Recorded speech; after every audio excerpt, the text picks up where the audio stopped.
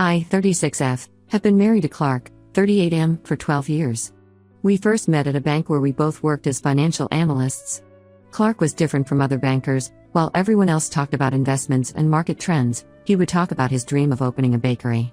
Initially, I found his passion for baking endearing.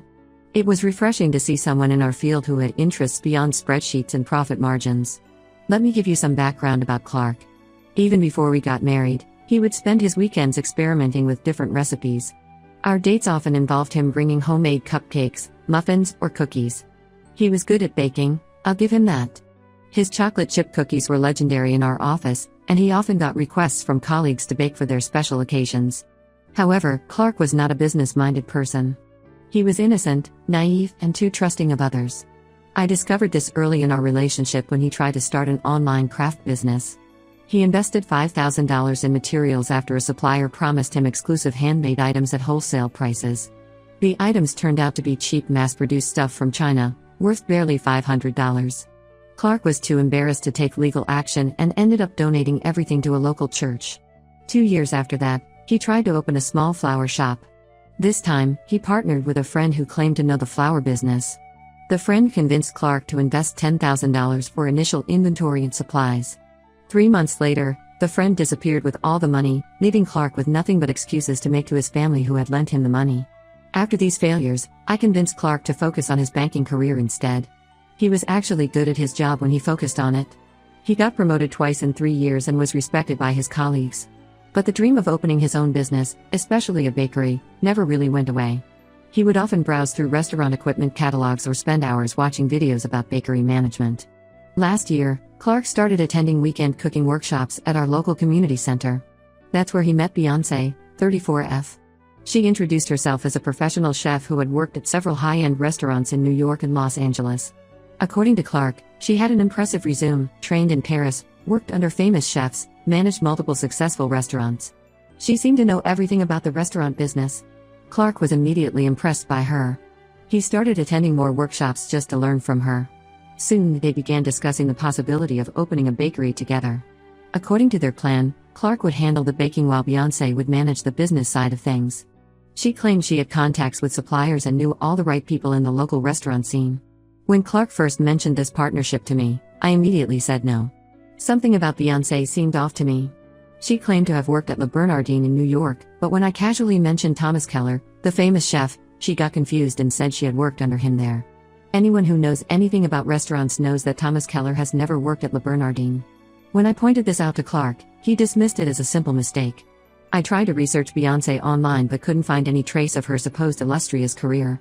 No mentions in restaurant reviews, no social media presence from her time at these famous restaurants, nothing. When I told Clark about this, he accused me of stalking his friend and not trusting his judgment. Our arguments about the bakery became more frequent and intense. Clark spent more and more time with Beyoncé, discussing business plans and recipes. He would come home late, saying they were looking at potential locations or meeting with suppliers. I felt like I was losing my husband to this woman and her empty promises. The situation got worse when Clark started talking about using our savings for the bakery. We had about $50,000 saved up, which we were planning to use as a down payment for a house. Clark wanted to use all of it as initial capital for the bakery. When I refused, he got angry and said I was crushing his dreams again. He accused me of being controlling and never supporting his passions. We had a huge fight about it. Clark said I was just like his parents, always telling him to play it safe and never take risks. He said he was tired of living someone else's life and wanted to finally do something for himself. When I reminded him of his previous failed ventures, he stormed out and didn't come home that night. The next day, Clark came back and apologized. He said he understood my concerns and wouldn't touch our savings. He promised to find other ways to fund his dream. I thought the matter was settled, but looking back, I should have known better. Clark started acting differently, taking phone calls outside, being protective of his phone, making excuses to miss our usual dinner dates. I didn't question him too much about these changes. After our big fight, I was afraid of starting another argument. Plus, I trusted Clark. Despite his naive nature and failed business attempts, he had never been dishonest with me. I thought he was just taking some time to accept that his bakery dream would have to wait. But now I realize I was too trusting. Clark was planning something behind my back, something that would change our marriage forever. I never thought he would betray my trust in such a devastating way, but I guess you never really know what people are capable of when they're desperate. I'll keep you updated on what happens next. For now, I'm trying to figure out how to handle this situation. Should I have been more supportive of his dreams? Was I too controlling? I don't think so, but maybe I'm wrong. What would you do if you were in my situation? Update 1. Thank you everyone for your supportive comments on my last post. A lot has happened since then, and unfortunately, none of it is good. Remember how I mentioned Clark was acting secretive? Well, now I know why, and it's far worse than I imagined. Remember my father's 1967 Ford Mustang? My dad spent 15 years restoring that car. Every weekend, he would work on it, and I would sit in the garage, watching him, learning about each part. He taught me everything about that car, its history, how to maintain it, even how to fix minor issues. When Dad was diagnosed with cancer 5 years ago, he made me promise to keep the car in the family. It was his legacy, he said. When he passed away, he left it to me in his will. That car was my connection to Dad. Whenever I missed him, I would go to the garage, sit in the driver's seat, and remember all the times we spent together working on it. The smell of leather and old metal always brought back memories of him. Clark knew all this. He knew how much that car meant to me. He had seen me cry in that car on Dad's death anniversary. He had held me while I talked about missing Dad. Last weekend, I went to the garage to clean the car, something I did every month without fail. But when I opened the garage door, the car was gone. At first, I thought I was in some kind of nightmare. I even closed my eyes and opened them again, expecting the car to reappear. But it didn't. The garage was empty except for some oil stains on the concrete floor where the car used to be. I ran back into the house, calling for Clark. He was in the kitchen, and when he saw my face, he knew I had discovered what he'd done. Before I could say anything, he started explaining, or rather, trying to justify his actions. He had sold the car for $75,000 to start his bakery with Beyoncé. According to Clark, this was his only option after I refused to let him use our savings. He said he did it because he was tired of me controlling his life and crushing his dreams. He actually had the audacity to say that the car was just sitting in the garage gathering dust, and at least now it was being put to good use. Can you believe that? He talked about my father's car, my inheritance, my most precious possession, like it was just some old junk taking up space. I was in shock. I couldn't speak, couldn't even cry. I just stood there, staring at him, wondering who this person was and what he had done with my husband. The Clark I married would never have done something so cruel, so thoughtless. But the worst was yet to come. Yesterday, Clark came home early from his meeting with Beyoncé. The moment I saw him, I knew something was wrong. He looked completely broken, like someone had just destroyed his whole world.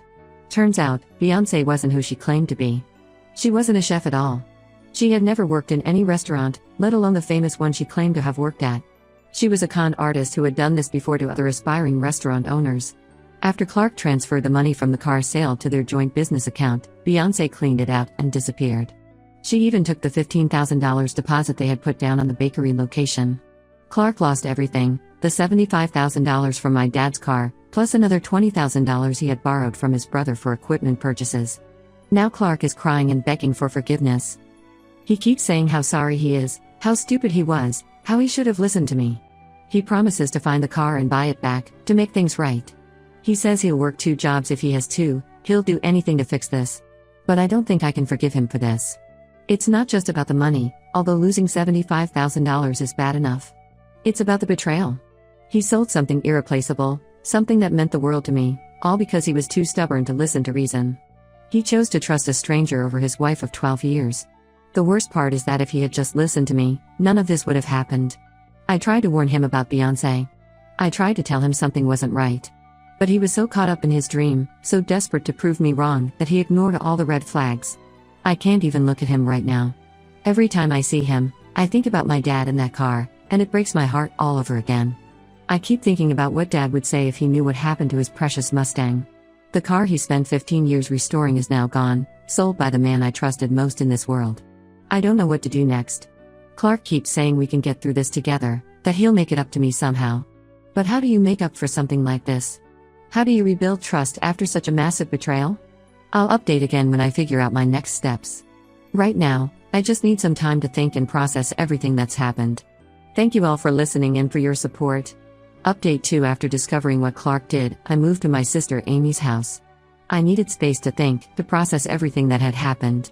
Clark kept calling and texting, sometimes hundreds of times a day.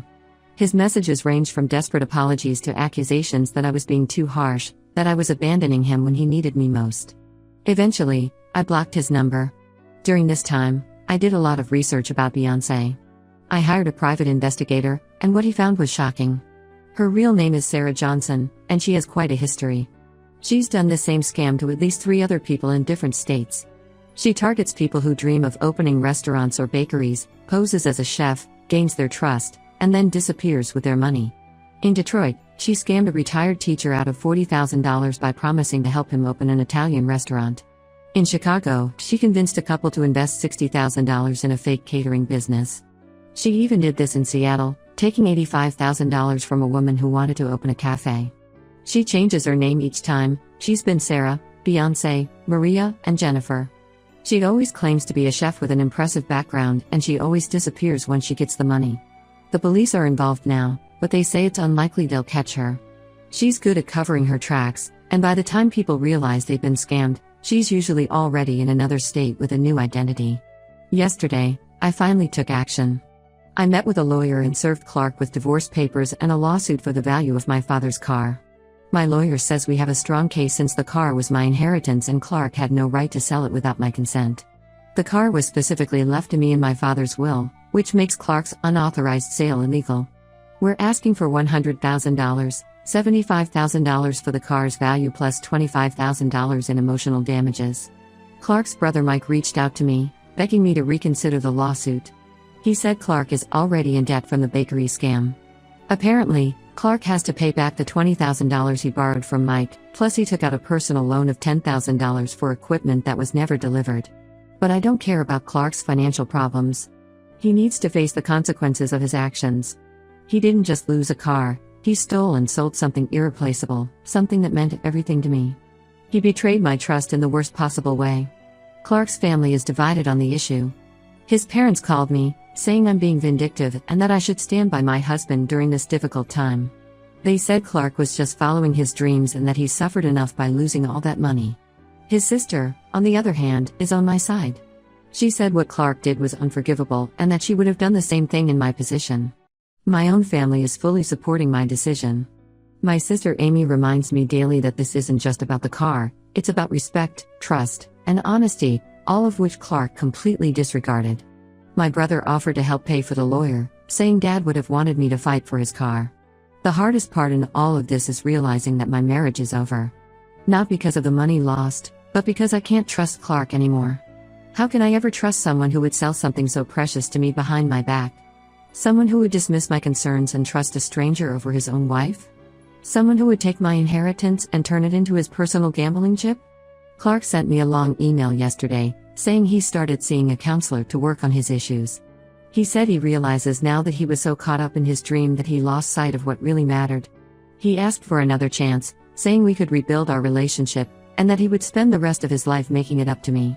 But it's too late for apologies. Some betrayals you just can't come back from, and this is one of them. I told my lawyer to proceed with both the divorce and the lawsuit. Clark made his choices, and now he has to live with the consequences. I'll update again once there's more news about the divorce proceedings or the lawsuit. Thank you all for your support during this difficult time. Update 3: After months of back and forth, the divorce is finally settled. Clark didn't contest it, which made things easier. As for the lawsuit over my dad's car, we've reached a settlement. Clark agreed to pay me $100,000 in monthly installments over the next 5 years. He's had to take a second job as a night security guard to manage the payments, but that's not my problem. He made his choices, and now he has to deal with the consequences. The private investigator I hired managed to track down my dad's car. The new owner is a classic car collector in Oregon. When the Pi told me this, I immediately reached out to the collector and explained the situation. I told him about my dad, how he spent 15 years restoring the car, and how it was sold without my consent. The collector was sympathetic but wasn't willing to sell the car back. He said he had already invested another $20,000 in additional restoration work. However, the collector did send me photos of the car and promised to keep me updated about any major changes or if he ever decides to sell it. At least I know the car is being well taken care of. He even invited me to come see it if I'm ever in Oregon. It's not the same as having the car in my garage, but it's better than not knowing where it ended up. Clark's family is still trying to convince me to forgive him. His mother calls me every week, telling me how depressed Clark is, How he's lost weight, how he can barely sleep. She says he's really suffering now, working 2 jobs, living in a tiny apartment, eating nothing but ramen noodles. Mike, his brother, told me Clark cries every time he sees a vintage car on the street. But their attempts to make me feel guilty aren't working. Where was their concern when Clark was selling my inheritance behind my back? Where were they when he was ignoring my warnings about Beyoncé? They seem to forget that Clark's suffering is entirely self-inflicted. The police still haven't caught Beyoncé/Sarah. They found evidence that she's done this same scam in 2 more cities since disappearing with Clark's money. She seems to target people like Clark, dreamers who are naive and too trusting. The detective handling the case said she's probably already moved on to her next victim under a new name. I'm moving to Seattle next month. I got a job offer from a bigger bank with better pay and better opportunities for advancement. My sister thinks a fresh start is exactly what I need, and I agree. I've already found an apartment, and I'm looking forward to building a new life away from all this drama. Clark sent me one final letter before I changed my address. He wrote about how sorry he was, how he realizes now that he destroyed something precious that can never be replaced. He said losing me was a worse punishment than any amount of money he has to pay back. Part of me felt sad reading his words, remembering the man I married, but then I remembered sitting in my empty garage where Dad's car used to be. Sometimes the best way to deal with betrayal is to leave it all behind and start over. That's what I'm doing. New city, new job, new life. The memories of my dad and his car will always be with me, but the pain of Clark's betrayal, that I'm leaving behind in this city along with everything else.